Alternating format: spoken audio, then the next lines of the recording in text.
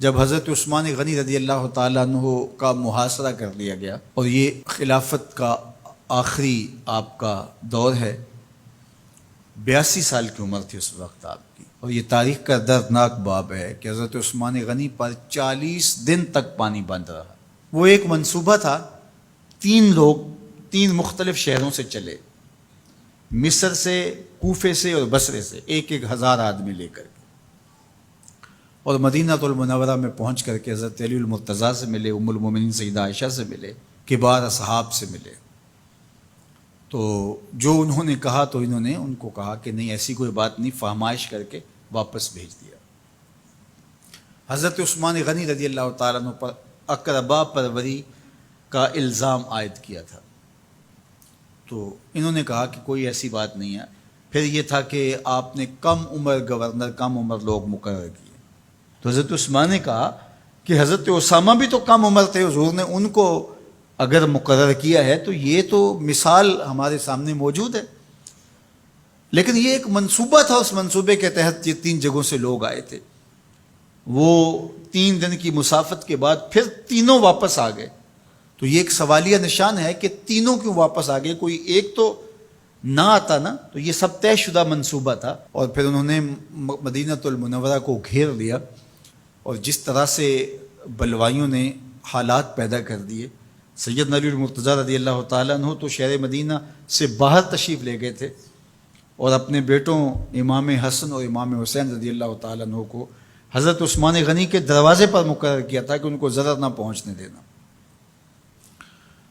اب 700 صحابہ اجازت طلب کر رہے ہیں کہ آپ ان بلوائیوں سے نپٹنے کا میں جو ہے وہ اجازت نامہ مرحمت کریں، اور بہت سارے لوگ تو حج پہ جا چکے ہیں۔ 18 ذی الحج کا واقعہ ہے جب آپ کی شہادت ہوتی ہے، تو وہ حج پہ جا چکے ہیں، تو جو یہاں موجود ہیں وہ اجازت طلب کر رہے ہیں، لیکن حضرت عثمان غنی رضی اللہ تعالیٰ عنہ نے کہا کہ نہیں، میں ایسی اجازت نہیں دوں گا۔ رسول اللہ صلی اللہ علیہ وسلم کا حرم شہر مدینہ لوگوں کے خون سے لالازار ہو، یہ میں اس کو گوارا نہیں کرتا۔ افواج موجود ہیں، اور دنیا کی تاریخ میں آپ کو ایسا نہیں ملے گا کہ اتنی بڑی حکومت کسی کے پاس ہو اور وہ خود گھیر لیا جائے، اس کا پانی بھی بند ہو جائے، اور وہ حکم دے کہ نہیں، میرے لیے آپ ایک قطرہ بھی خون نہیں بہائیں گے۔ بلکہ آپ کے غلاموں نے جب تلواریں اٹھا لی تو آپ نے فرمایا کہ میرا حکم ہے کہ تم تلواریں نیچے رکھو، بلکہ میں تمہیں یہ آفر دیتا ہوں کہ جو غلام لڑے گا نہیں اور یہ میرے سے عہد کرتا ہے وہ آزاد ہے۔ حضرت ابو ہریرہ رضی اللہ تعالیٰ عنہ، حالانکہ یہ پڑھنے پڑھانے والے لوگ تھے، تعلیم و تعلم سے ان کا تعلق تھا، لیکن وہ بھی تلوار لے کے حضرت عثمان غنی کے دفاع میں آ گئے، لیکن حضرت ابو ہریرہ رضی اللہ تعالیٰ عنہ کو بھی حضرت عثمان غنی روک دیتے۔ مالک بن اشتر کہنے لگا کہ ہم آپ کی دستبرداری کے خواہاں ہیں، آپ خلافت سے دستبرداری اختیار کر لیجئے۔ تو حضور علیہ الصلوۃ والسلام کے اس جانثار صحابی نے، حضرت عثمان غنی نے فرمایا یہ نہیں ہو سکتا۔ دستبردار کیوں نہیں ہوئے؟ لگتا تھا یہ سب سے زیادہ آسان تھا، لیکن حضور نے ارشاد فرمایا تھا، اے عثمان، تمہیں اللہ ایک قمیض پہنائے گا، لوگ اس کو اتارنا چاہیں گے، تم کبھی نہ اتارنا۔ تو اس سے مراد خلافت کی قمیض ہے، اور ان کی شہادت کی خبر بھی اللہ کے محبوب علیہ السلام نے دی تھی، اور اگر آپ دستبردار ہو جاتے تو یہ ایک کھلونا بن جاتا، بازیچہ بن جاتی خلافت۔ چند آدمیوں کے پریشر سے خلافت سے دستبرداری کرنا پڑتی۔ اچھا، ایک یہ سوال بھی پیدا ہوتا ہے، چند باغی تھے، ان کو کس طرح کچل دیا جاتا؟ لیکن حضرت عثمان غنی یہ نہیں چاہتے تھے۔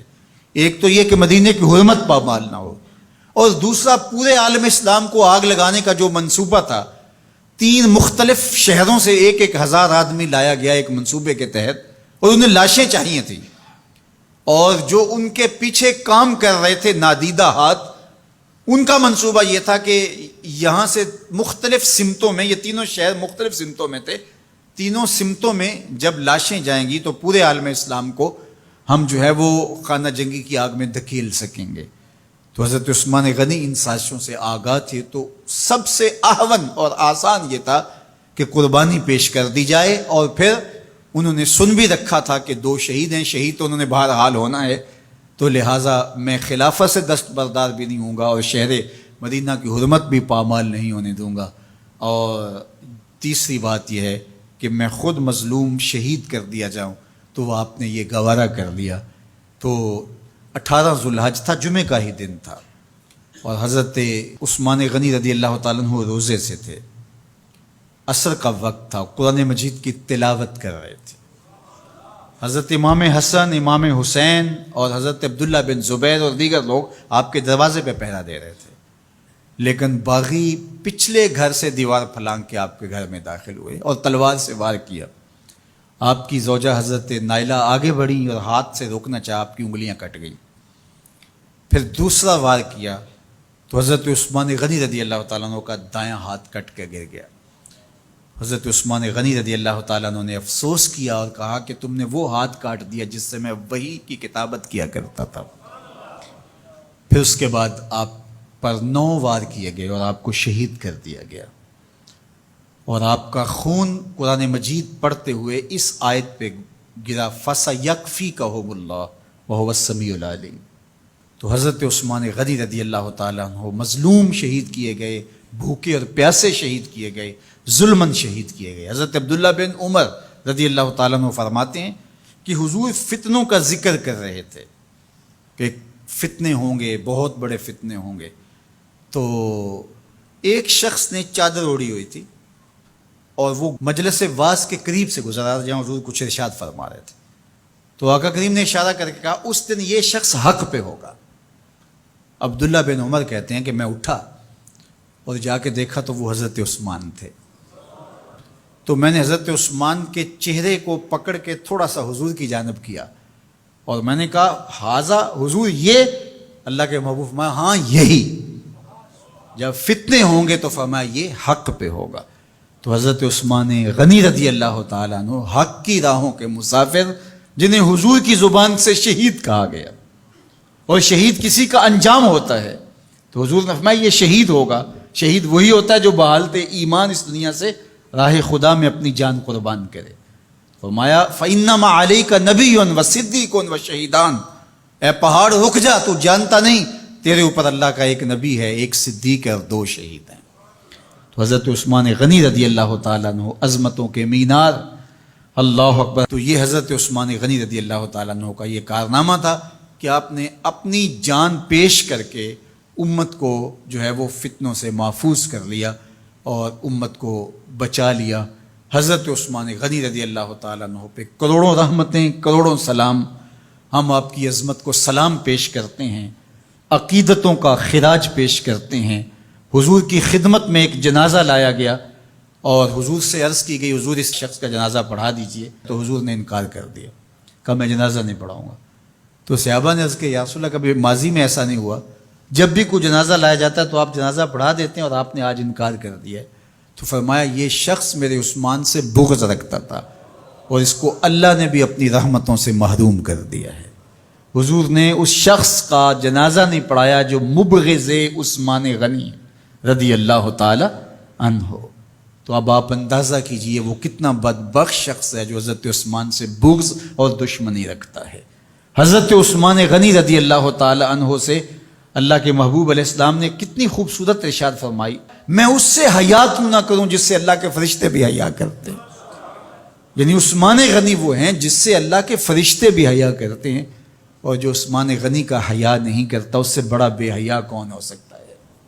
حاکم نے مستدرک کے اندر روایت ذکر کی ہے کہ بہت سارے صحابہ حضور کی بہت ساری خوبیوں کے مظہر تھے، اور سب سے زیادہ حضور کے خلق کے مشابہ حضرت عثمان غنی رضی اللہ تعالیٰ، اور خلق میں سب سے اونچا درجہ حیا کا ہوتا ہے۔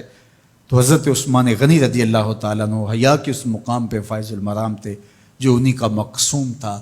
اللہ ہمیں حضور کے اہل بیت، حضور کے اصحاب، بلکہ حضور کے در کی مٹی کی تعظیم بھی نصیب کرے۔ اقبال نے کہا تھا خاک طیبہ از دو عالم خوش ترست، آن خنک شہرے کے آنجا دل برست۔ ہمیں تو طیبہ کی مٹی بھی اچھی لگتی ہے اس لیے کہ وہاں محبوب جو رہتے ہیں۔ تو محبت تو اس چیز کی متقاضی ہوتی ہے، محبوب کی راہوں کو بھی سلامی پیش کی جائے۔ تو جو حضور علیہ السلام کے ساتھ منسوب اتنی وقی نسبتیں ہیں ان کا احترام کیوں نہیں کریں گے؟ تو حضرت عثمان غنی تو داماد رسول ہیں، حضرت عثمان غنی تو ذو النورین ہیں، حضرت عثمان غنی تو حضور علیہ الصلوۃ والسلام کے محبوب اور حضور علیہ الصلوۃ والسلام کے پیارے ہیں، ان کو جنت کی بشارت دی گئی ہے، عشرہ مبشرہ میں سے ہیں، 4 جلیل القدر خلفاء میں ان کا نام شامل ہے، اور پھر حضور کی 2 صاحبزادیاں ان کے نکاح میں آقا کریم نے ان کو شہید خود قرار دیا، اور میرے اور آپ کے آقا و مولا نے کہا آج کے بعد کوئی عمل عثمان کو نقصان